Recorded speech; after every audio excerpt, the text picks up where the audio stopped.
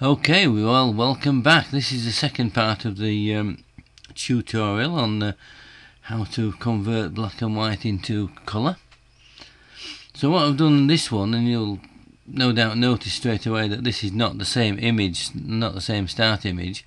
Very similar, but this of course is much higher resolution, probably scanned at 600 if I remember rightly, and I've done a little bit of processing on it. I've desaturated it, sharpened the area, especially around the eyes, and applied some slight levels control to make it look more contrasted. It does look more stood out from the background than the original. And speaking of backgrounds, I decided that background looked a bit plain, so I made a background copy and erased much of it out. So I made a duplicate of the original image, erased out most of the area, and then into that space brought back the background, and into that space put in an abstract pattern layer. And the difference is that it really makes a difference, and you could make those yourself in Photoshop just by splattering some paint on and going into the filter modes and going into things like artwork, doing something like a paint sort of daubs, oil paintings and things, and just blur things around and squiggle lines on and do all sorts of things. Just make a background yourself, scale it up, make it even more blurred. So that's the type of thing that I've made, and I put that in, and it does make a difference. Okay. So, as mentioned in the last tutorial, we started by just looking at how we approached each level, each layer. So the face layer is that. You can see the opacity is 51 at the moment. It started off looking like that. So let's take that back down to 51, or round about. I'm not bothered if it's just a little bit out. And we'll quickly just switch things on.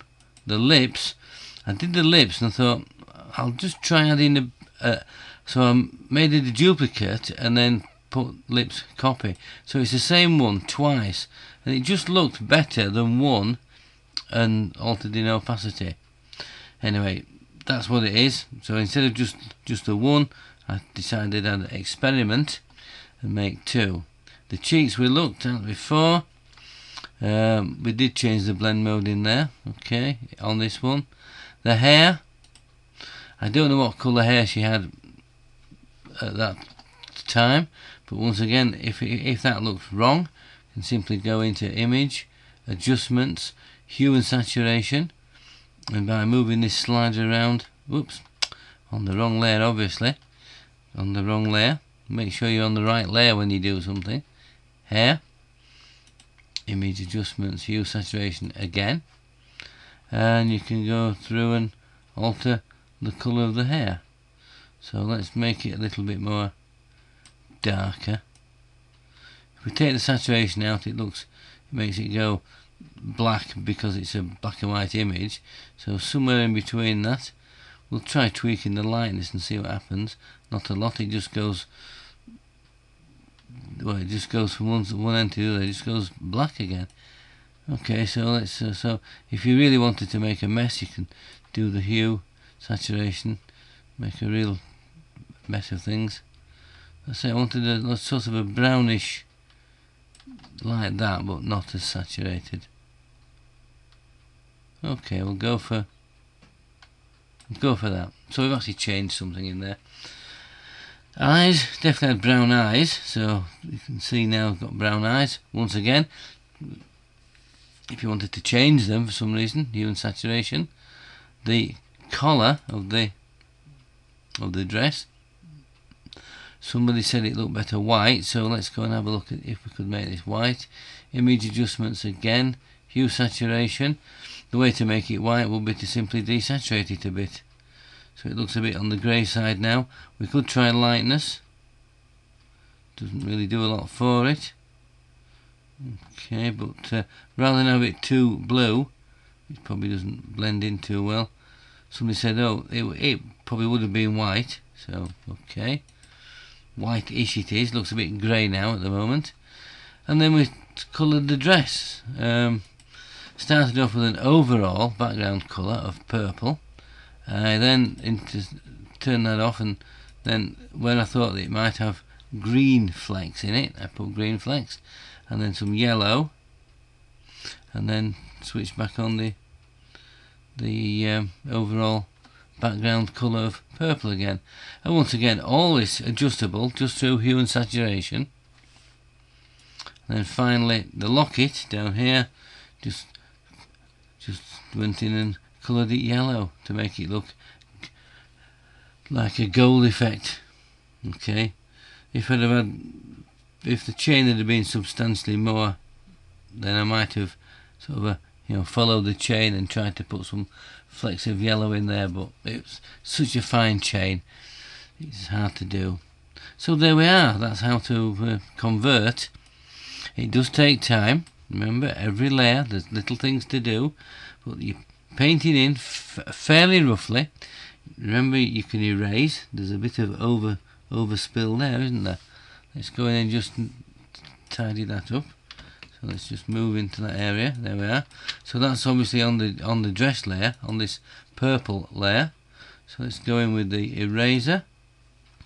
Let's go make a smaller, and then just experiment first. Make sure we are removing that, and yes, I am. So once again, that little sort of the trick of sort of clicking once, holding down the shift key and drawing a straight line. So drawing a straight line down the dress there. Once I've done that, I can simply just make the brush a bit larger and go in and remove any excess that I may spot. The flow is 100%, so it should be taking this away fairly quickly. And I'll just move across, see if I've missed anything. No, that's it. So that should look a lot better. Just keep zooming in and out and making sure that everything's looking pretty good. And that's it. You could then go ahead. What I've obviously done here is I've saved it out as a PSD file and retained all the layers, so I can go back in at any time and make adjustments. So you could at this point then say flatten image. You could go in and say layer. You could flatten your image and down to 1. You could then make a backup, or you could simply just look at it a little larger. Just move that out of the way. You could then go in, zoom it up a little bit more. In fact, press Ctrl 0. We'll make it as large as you can have it on the screen at that point in time. And if you wanted to, you could go in, make adjustments, go into levels, and you could tweak that around as well as an overall. Give it a different look, make it darker, whatever. Certainly don't want to lighten it because I'm bleaching out. The worst thing you can do is to drag that white slider across too far, because you just simply destroy pixels straight away. Go into OK. We could go into hue saturation. We could give it a lift. A bit too much perhaps there. We could take it back down to grayscale as if we'd never done anything, or anywhere in between. So saturation, if we thought it for some reason didn't look right overall, we can move the hue, but I think we were alright before, so put that back to 0, and maybe just a little bit of saturation. You may find when it prints it doesn't look right and you think, oh, it just wants a bit more. You might as well just put a bit more saturation here than try to control it at the printer end. So there we go, hue saturation, say OK to that. So remember, it's all to do with layers. It's all to do with layers, and it's all to do with blend modes. So paint away, experiment, do about 4 or 5 different images. You'll become an expert. You will develop your own little, tips and shortcuts and ways of sort of doing things. And that's it. So that's just an overview of how to convert a black and white image into colour. Thanks for watching.